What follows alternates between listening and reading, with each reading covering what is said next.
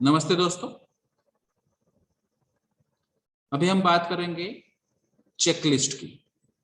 तो जैसे ही हमको मालूम है कि हर एक इंडस्ट्री में हर एक ऑपरेशंस के लिए या फिर हर एक एक्टिविटी के लिए कुछ ना कुछ चेकलिस्ट होती है, चाहे वो रिटर्न चेकलिस्ट हो, चाहे वो लीगल के रेफरेंसेस से चेकलिस्ट हो, या फिर कोई पर्सन या कंपनी के जो नॉर्म्स है उसके रिलेटेड चेकलिस्ट हो सकती है। तो यहाँ पर अभी हम चेकलिस्ट की बात करेंगे, जहां पर अगर न्यू मशीनरी अगर हम बाय कर रहे हैं तो वहां पर चेकलिस्ट क्या होनी चाहिए। तो हर एक इंडस्ट्री में अलग अलग मशीनरी के टाइप्स हो सकते हैं, अलग अलग कैपेसिटीज हो सकती है, उसके रिलेटेड चेकलिस्ट भी अलग अलग हो सकती है।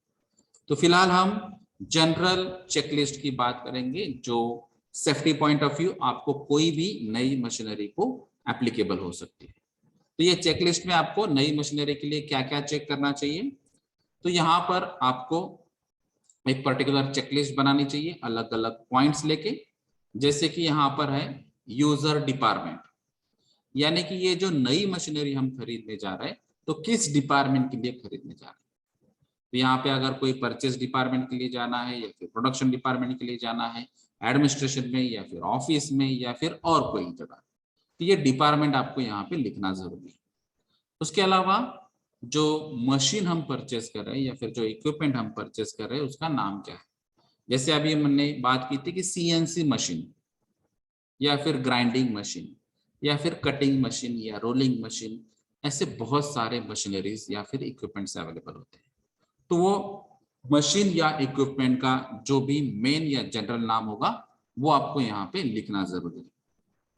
उसके अलावा जो परचेस ऑर्डर हमने किए, जो भी रिक्वेजिशन होगा, तो उसका नंबर यहाँ पे लिखना होगा।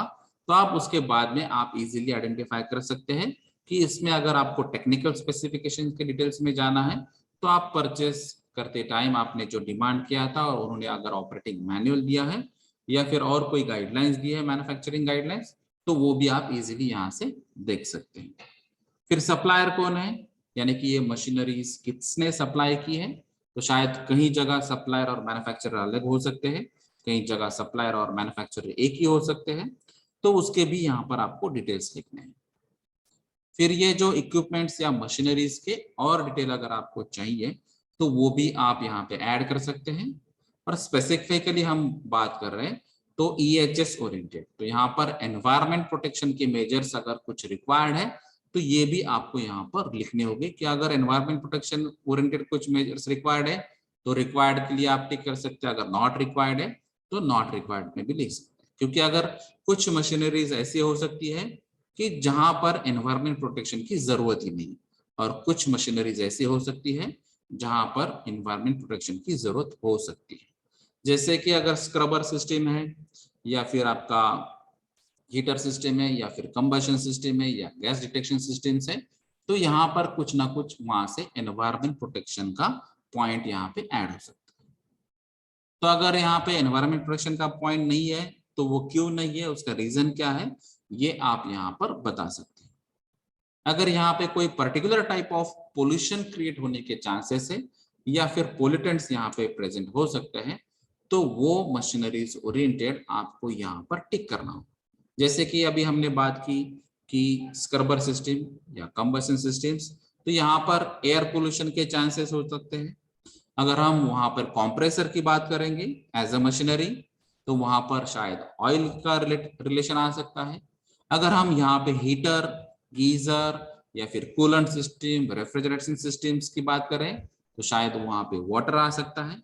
अगर वहां पर कोई वाइब्रेशन जनरेट करने वाली मशीनरीज होगी, जैसे कि हमने ब्लोअर की बात की थी, कंप्रेसर्स की बात की थी, बड़े अगर फैंस होंगे तो फैंस की बात हो सकती है।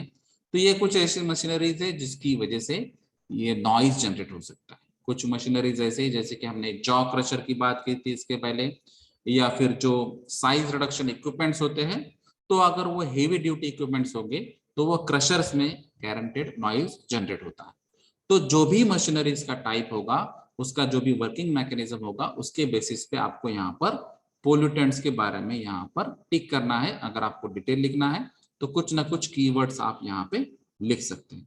इसके अलावा अगर यहाँ पे कुछ स्पेसिफिक आपको लिखना है तो वो भी आप यहाँ पे लिख सकते हैं। तो जैसे कि हम पोल्यूटेंट्स की बात कर रहे हैं या फिर एनवायरमेंट प्रोटेक्शन की बात कर रहे हैं, तो उसके में बेसिकली आपको पोल्यूशन कंट्रोल बोर्ड के जो नॉर्म्स है उसके ओरिएंटेड आपको बेसिक जानकारी यहाँ पे चेकलिस्ट में आनी चाहिए। उसके अलावा कुछ इक्विपमेंट्स के रिलेटेड, कुछ इक्विपमेंट कलेक्टिव हो सकते हैं या फिर जो सेंट्रलाइज हो सकते हैं या फिर इंडिविजुअल लेवल के हो सकते हैं। जैसे कि अभी हमने बात की कि मुझे अगर मेरा लैपटॉप है या फिर डेस्कटॉप है, प्रिंटर है, ये इंडिविजुअल लेवल पे हो सकता है। वही सेम चीज कॉमन में भी हो सकती है। जैसे कि अगर कोई बड़ा प्रिंटर है तो वो हम कहीं से भी ऑर्डर दे सकते हैं, तो वो सेंट्रलाइज हो जाएगा। तो ये डिपेंड्स है कि आपकी मशीनरी क्या है और वो वर्क कैसे करेगी, उस हिसाब से आपको यहाँ पर जो इक्विपमेंट का टाइप है वो आपको यहाँ पर लिखना है। और उसमें अगर पोल्यूशन कंट्रोल ओरिएंटेड अगर कुछ ऑर्डर दिया है आपने, तो उसके डिटेल्स आपको यहाँ पर लिखनी है, उसका पीआर नंबर लिखना है, उसके अलग अलग प्रॉपर्टीज लिखने हैं। अगर यहाँ पे कोई मीडिया यूज होता है, जैसे कि हमने जैसे बात की कि हीटर है या फिर कंप्रेसर है या फिर अगर कोई यहाँ पर कोई फिल्ट्रेशन मीडिया हो सकता है या फिल्ट्रेशन इक्विपमेंट हो सकता है, जॉ क्रशर इक्विपमेंट हो सकता है, तो ये जो भी आप मटेरियल यूज करने वाले हैं उसको यहाँ पर आपको लिखना होगा। जैसे कि कुछ मशीनरीज में आपको हजार्डस सब्सटेंस की भी जरूरत हो सकती है, क्योंकि कुछ प्रोसेस ऐसे होगी, जैसे कि हम अभी केमिकल रिएक्टर की बात करेंगे तो केमिकल रिएक्टर में हजार्डस सब्सटेंस भी शायद यूज होगा और उसका कुछ प्रोडक्ट बनेगा। तो वो हजार्डस सब्सटेंस जो भी यूज होता है तो उसकी प्रॉपर्टीज आपको यहाँ पे शॉर्ट में लिखनी है। अगर आप इलेक्ट्रिसिटी लिख रहे हैं तो आप जो भी वोल्टेज या करंट यूज करने वाले हैं तो उसके डिटेल्स आपको यहाँ पे लिखने। एयर आप कौन सी यूज करने वाले, जैसे कि प्रोसेस एयर भी यूज कर सकते हैं आप, तो यहाँ पर एज ए यूटिलिटी आपको यूज करनी है या फिर आपको प्रोसेस में यूज करनी है तो वो भी आपको ये यूज करना होगा, यहाँ पे लिखना होगा। और ऑयल का ग्रेड कौन सा है और ऑयल किस लिए यूज कर रहे हैं हम, उसके ओरिएंटेड आपको कैरेक्टरिस्टिक्स यहाँ पे लिखनी होगी।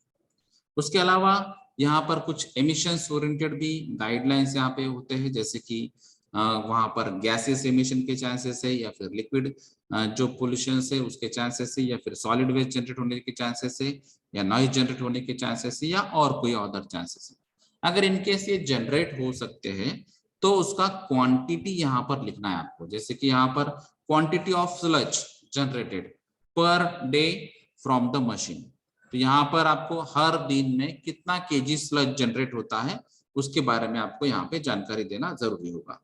या फिर यहाँ पे अगर कोई वेस्ट ऑयल जनरेट होता है तो वो पर केजी पर डे कितना जनरेट होगा वो आपको लिखना है।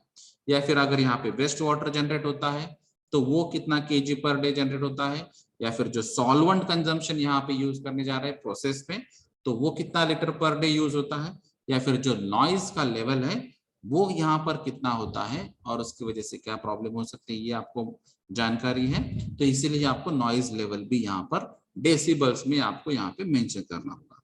उसके अलावा जो हमने एनर्जी कंजम्पशन कर रहे हैं तो एनर्जी कंजम्पशन KWH यानी कि यूनिट्स में आपको यहाँ पर मेंशन करना है, किलोवाट आवर्स में पर डे में। तो इसके बेसिस पे भी आपको फिर ये मशीनरी के हिसाब से आपको ये सोचना होगा कि हम मिनिमम एनर्जी ओरिएंटेड या फिर एनर्जी के कोई अल्टरनेटिव है या फिर रिन्यूएबल एनर्जी हम यूज कर पा सकते हैं कि नहीं। या फिर जो भी हम अभी पोल्यूशन के ओरिएंटेड या पोल्यूटेंट्स के ओरिएंटेड बात कर रहे हैं तो वो पोल्यूशन हम कैसे कम कर सकते हैं। या फिर उसके अलावा जो भी सेफ्टी सिस्टम्स है यहाँ पर, जो भी सेफ्टी इक्विपमेंट्स यहाँ पर आपको चाहिए, तो ये जो भी सिस्टम्स होगी चाहे वो इंटरलॉक सिस्टम्स हो सकती है, चाहे वो सेंसर्स हो सकते हैं या फिर और कोई मैकेनिज्म जिसकी वजह से यहाँ पर एक्सीडेंट के चांसेस मिनिमाइज करने होंगे। तो ऐसे अलग अलग सिस्टम्स की भी यहाँ पर क्या जरूरत है या फिर वहां पर क्या अवेलेबिलिटी है।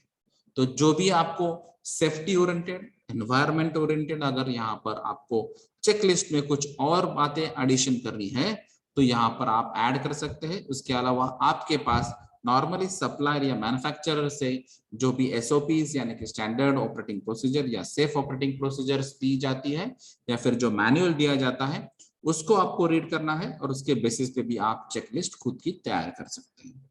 तो ये बहुत सारे पैरामीटर्स आप यहाँ पे ऐड कर सकते हैं।